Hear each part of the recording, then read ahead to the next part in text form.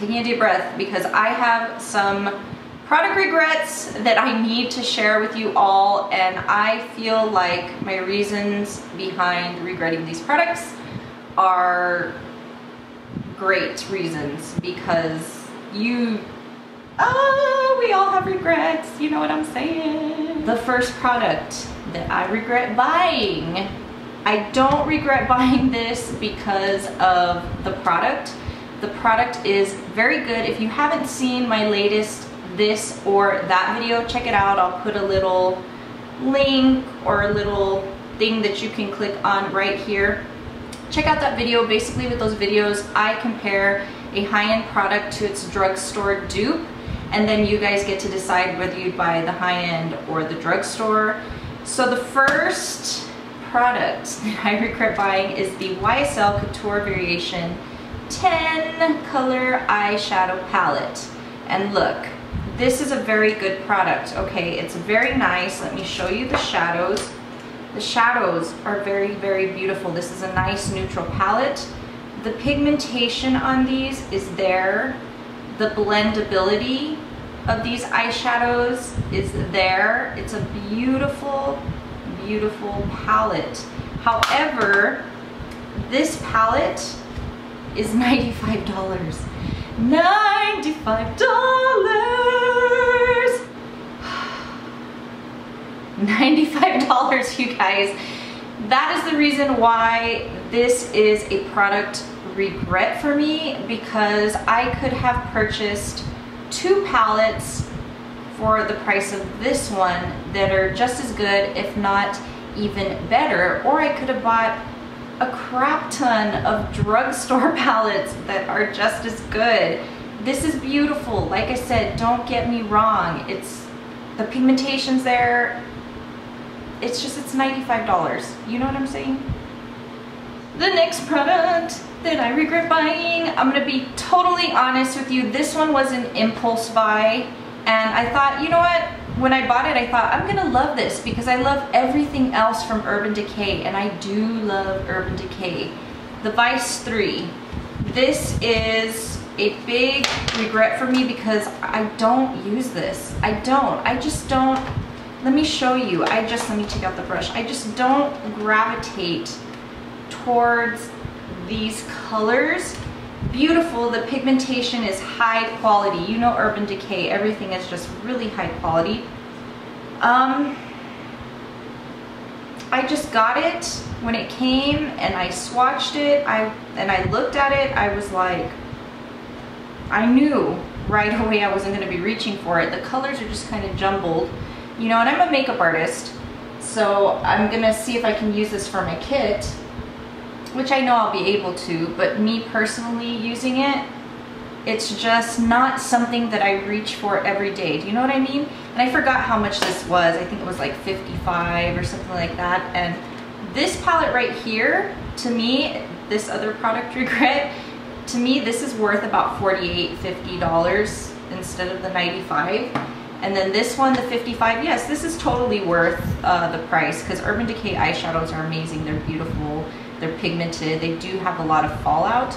But this is a product regret for me because I don't reach for it. I would not recommend this to somebody to use on the daily. So this was a huge product regret for me, and a lot of you asked me to review this and I never did. And I probably should have. I mean, it's not a bad palette, don't get me wrong.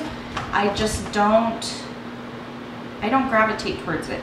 My next product regret, and there have been mixed reviews about this product, but this is the CoverFX Custom Cover Drops. Let me tell you why this is a no-go for me. I think I'll be able to use this in the winter. However, right now where I live, it's been about 100 degrees plus 50% humidity.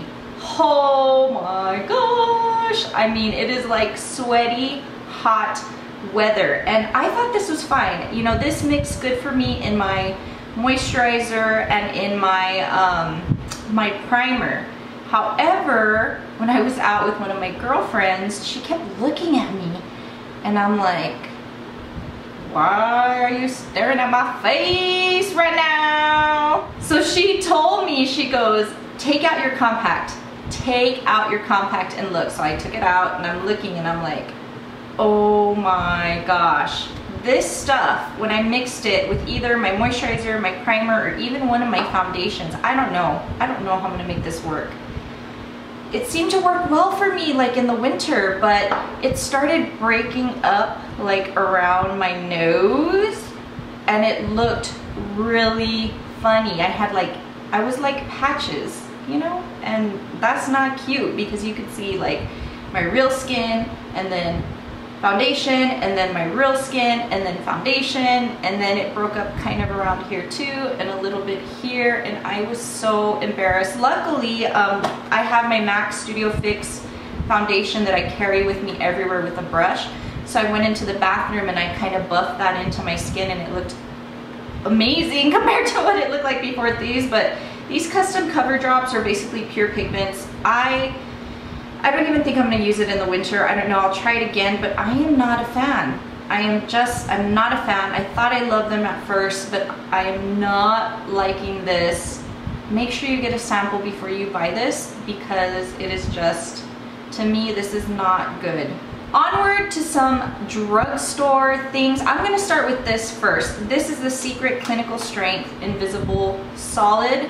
This stuff has been, it was working really good for me at first, but I realized I had to start taking breaks from it because it started to irritate my armpits like you would not believe. I will insert a picture right here so you can see. Oh my gosh, it got so bad to where I had to stop using this. And then one of my friends told me, don't use it, it's been linked to cancer. And I'm like, oh my gosh, do you see like this redness under my pit?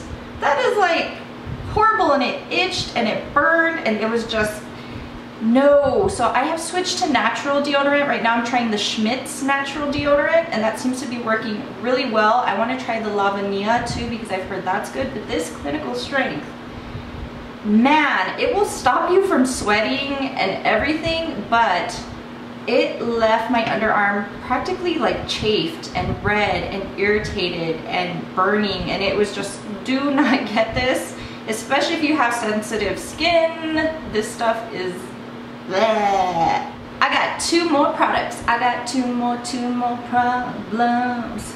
Two more products. The first one is Wet n Wild Fergie palette. This is in Center Stage. No, it's the Center Stage collection, and this is the Photo Op eyeshadows, and this is what it looks like. So this is what it looks like, and the reason why I don't like it, the only colors that I really kind of liked is like this purple one in the center and the white, but these like three outer shades, whenever you apply them to the eye, they all look the same. Let me swatch them, and that's what they look like on my fingers. So they look pretty similar, right? And let me show you on the hand. Holy moly mac. It's like they look so similar. And back in the day, oh, now I got this crud on my fingers. Oh, I don't even know what else to say. I just don't like it because of those shades. And you know, back in the day, there was I forgot what it was called. There was a really popular palette by NARS, and I had bought it, and it was the exact same thing in the little eyeshadow palette. And this reminds me of that NARS palette so much. So this is a definite product regret. I don't like it.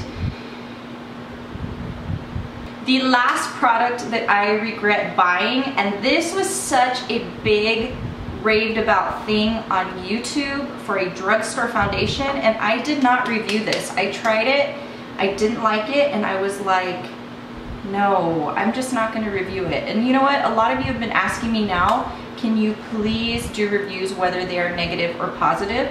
I would rather do a products I regret buying video, because then you will see why I do not like these products. But this is the CoverGirl TruBlend Liquid Makeup in the shade M6.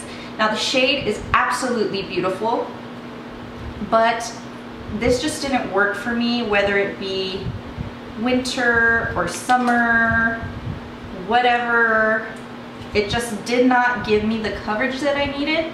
And then it seemed like it just wore off really quickly. The longevity of this was like maybe 3 or 4 hours. And I was like, oh no, are you kidding me? Like, I love their 3-in-1 Stay Fabulous. The CoverGirl 3-in-1 Stay Fabulous foundation is absolutely amazing. This TruBlend for me just didn't do it for me, you know, and I'm sad because I still have, you know, this, it has a pump, which is awesome, but I still have this full thing of foundation, and, you know, it just, and it separates.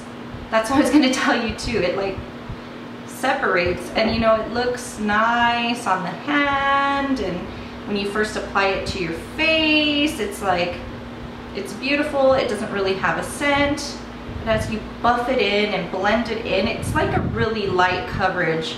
So if you're like one of those people that likes a really light coverage, then maybe it's for you, but I'm telling you, it's not gonna last all day because it didn't last all day on me.